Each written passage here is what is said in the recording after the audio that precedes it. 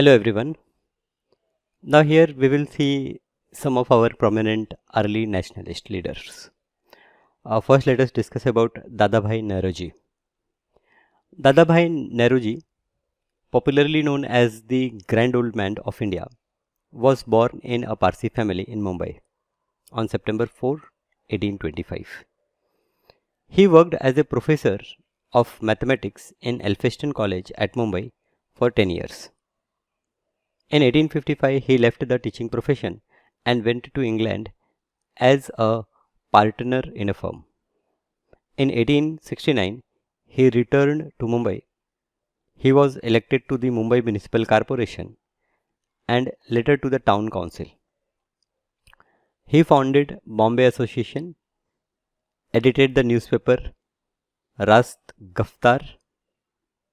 He started a magazine, Dharm Marg Darshak, and he started a movement against the Vernacular Press Act and the atrocious treatment of poor peasants by the zamindars. So here we can see that a lot of social activities were done by Dadabhai Naoroji.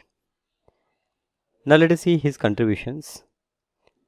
First, India's unofficial ambassador. During his stay in England, so he was gone to England as a partner, but there also he was propagating about Indians, their conditions. So during his stay in England, Dadabhai was looked upon as India's unofficial ambassador, fighting for the cause of his country. In 1865, he founded London Indian Society in collaboration with W.C. Banerjee to publicize grievances of Indians. He was the first Indian to become the member of British House of Commons in England. So in year 1865, he founded an organization called London Indian Society with the help of W.C. Banerjee or in the collaboration with W.C. Banerjee.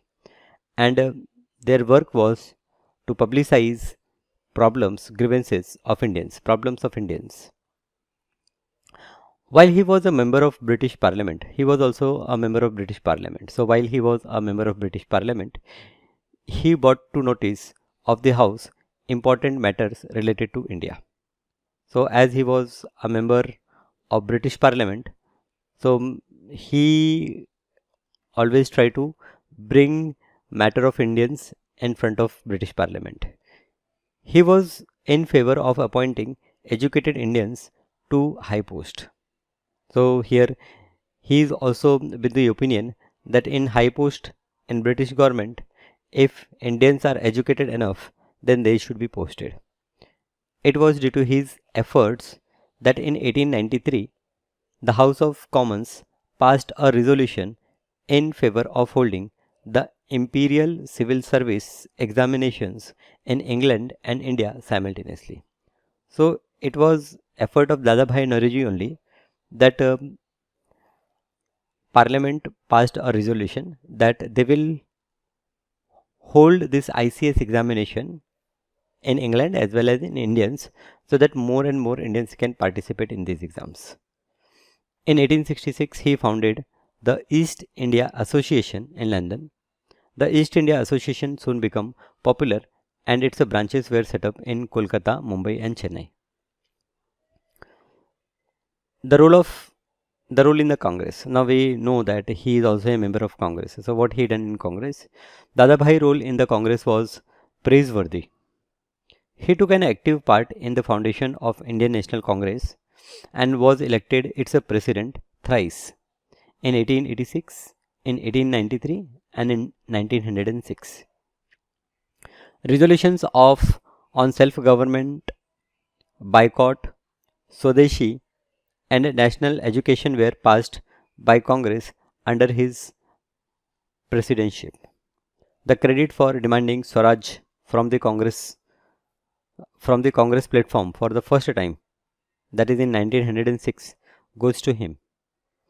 In his presidential address, he said that the Congress wanted self-government or the Swaraj like that of the United Kingdom or the colonies. So as he is quite aware about Britain. So his demand was that Indians should also get freedom, or they should get their Swaraj, as it is in United Kingdom or in the colonies of Britishers. They have their self-governance. Similarly, India should also get his self-governance. He exposed the economic ills of India. So, as an economic thinker, he came to the conclusion that the root cause for the economic ills of India was the exploitation of India by the British.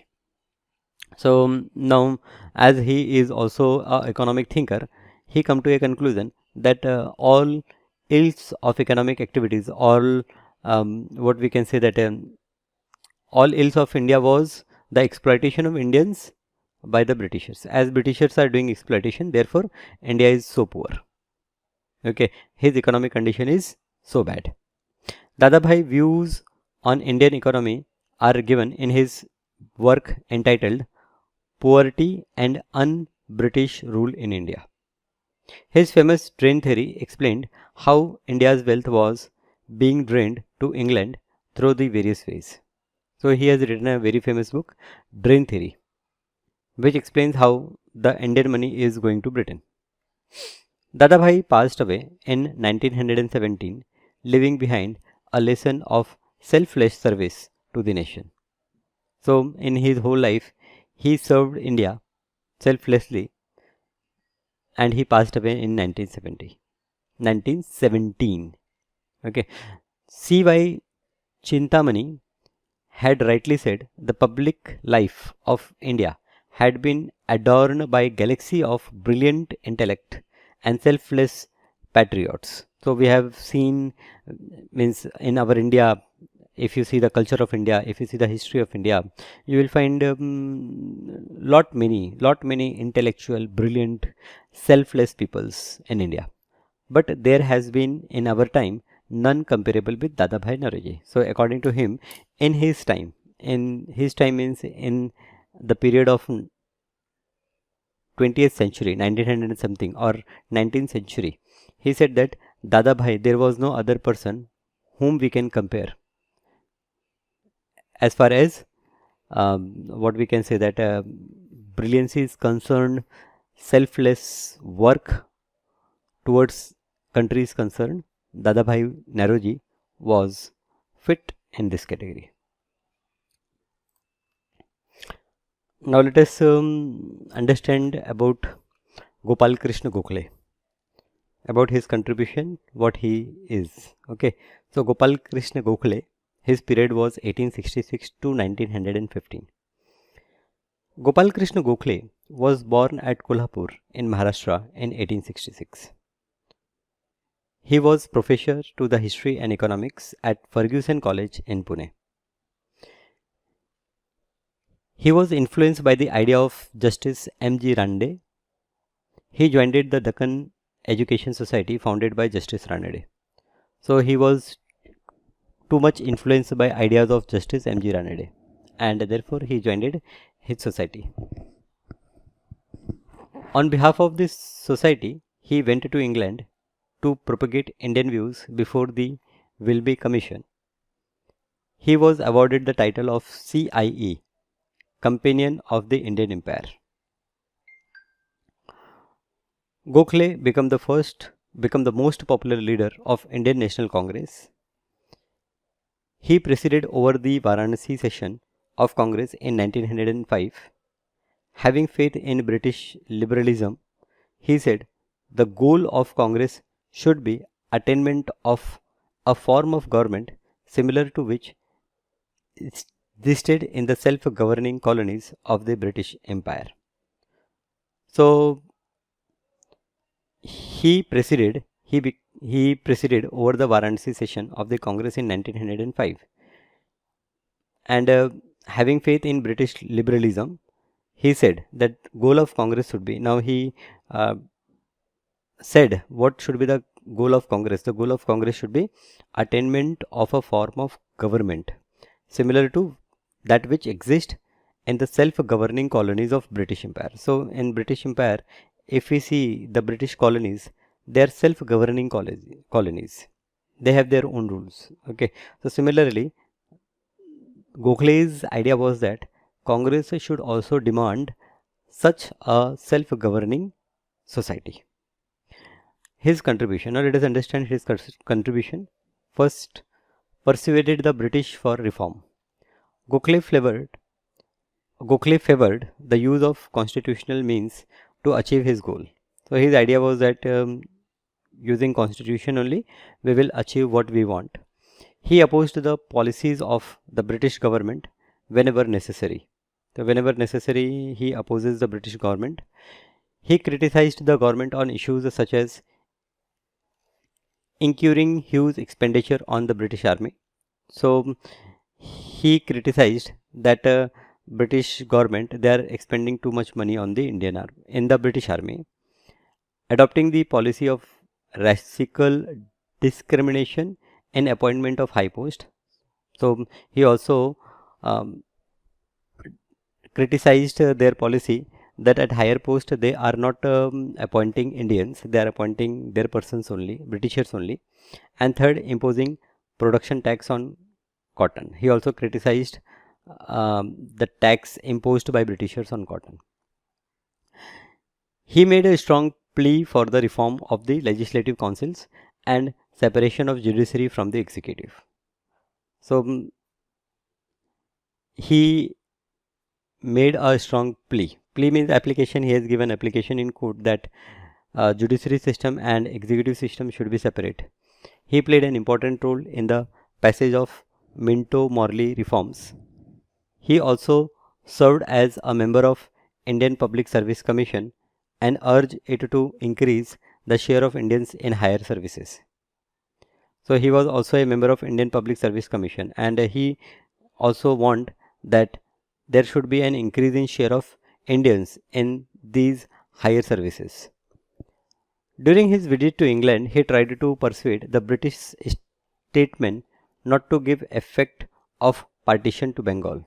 So during his visit to England, he was trying to persuade Britishers that they will not do the partition of Bengal.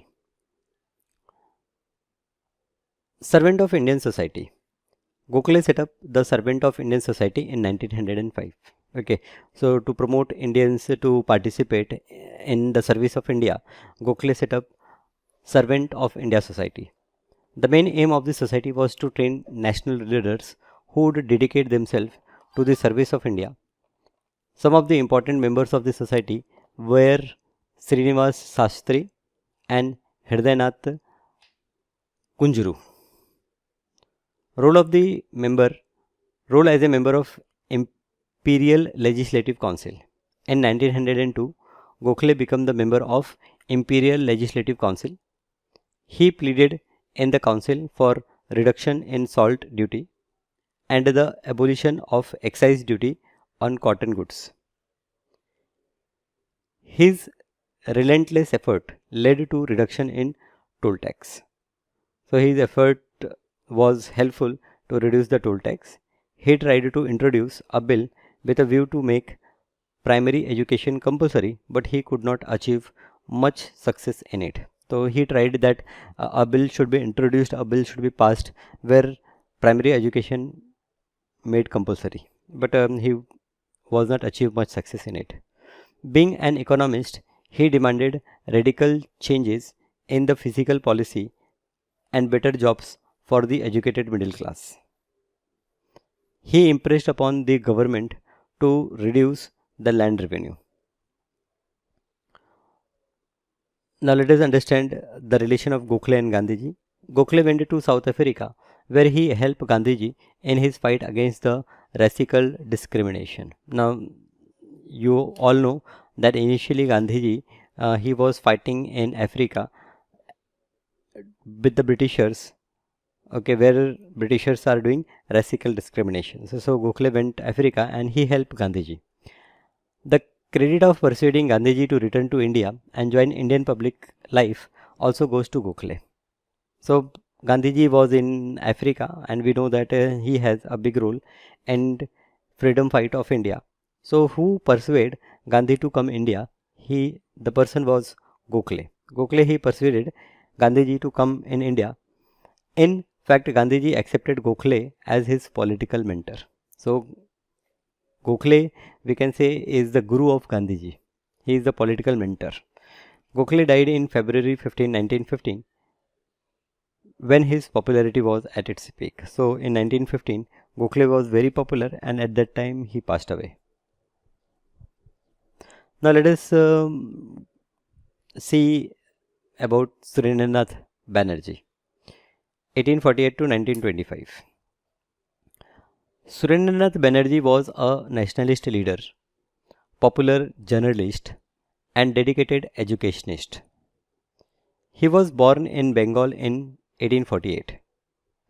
He was the first Indian to qualify for the Indian Service Commission examination. So, he is the first person who cleared Indian Civil Service examination. He worked as a magistrate in Assam, but he was soon dismissed because he opposed the policy of racial discrimination followed by the British. So once you clear this civil service exams, you hold high posts, like he became the magistrate of Assam. But soon he dismissed. Why he dismissed? Because he opposed the policy of racial discrimination. Then Surendranath began his career as a professor of English at the Metropolitan College. He set up his own school, which later developed into a Ripon College. Surendranath was elected to the Calcutta Corporation and remained its member for nearly 2 decades. So he went Calcutta, and there he elected as a Calcutta Corporation, elected to the Calcutta Corporation, and there he remained member for about 2 decades, 20 years. He was elected to Bengal Legislative Council 4 times. In 1921, he was appointed as a Minister of Self-Government and Health by the Governor of Bengal. He was the first Indian to hold that position. So, in 1921, he was appointed as the Minister of Self-Government and Health by the Governor of Bengal, and to hold this position, he was the first Indian. So, yes, we can see that he was very talented. He advocated the use of constitutional method for the attainment of Indian goal, and his idea was also the same, that we adopt a constitutional method to attain India's goal. His famous saying was, opposition were necessary, cooperation where possible. Opposition where necessary, cooperation where possible. So his idea was that wherever possible, okay, means where opposition is necessary, we oppose, and where cooperation is necessary, we cooperate. So it is not like every time we are opposing. So the point where we are disagreeing, there we oppose, and where we find that okay, the idea of Britishers is right, there we support. Now let us see his contribution. First, established the Indian Association. To fight against the wrong policies of the British, he founded the Indian Association in 1876. Its aim were to educate the people, to create a strong public opinion in the country, and to arouse the political consciousness and unity. So his contribution, established the Indian Association. Okay, established the Indian Association to fight against the wrong policies of the British. Right? So we all know there are many wrong policies. To fight against those wrong policies, he established the Indian Association.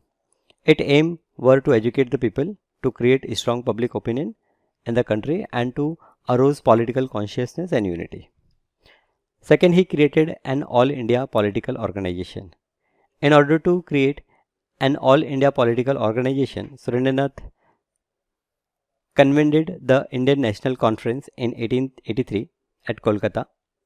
Surendranath Banerjee's Indian National Conference merged with Indian National Congress in 1886. So he made his own party, that is Indian National Conference, but he merged this party with the Indian National Congress in 1886, as both organizations had similar objective.